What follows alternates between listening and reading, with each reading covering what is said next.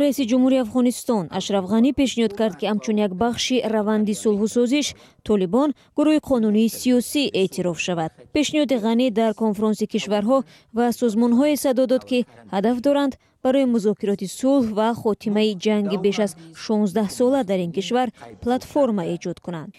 Ғанӣ ба ҷангҷӯён оташбас, озодии зиндониҳо, шиноснома, дафтари корӣ дар Кобул ё минтақаҳои дилхоҳи дигар ва лағви таҳримҳоро пешниҳод намуд. Президенти Афғонистон гуфт, ҳамчун бахши созиш бо Толибон омода аст бознигарии қонуни асосиро қабул кунад.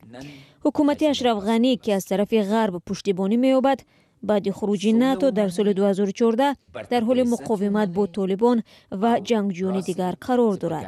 моҳҳои ахир теъдоди зиёди одамони мулкӣ дар Кобул ва минтақаҳои дигари Афғонистон пайи ҳамлаҳои Толибон кушта шуданд.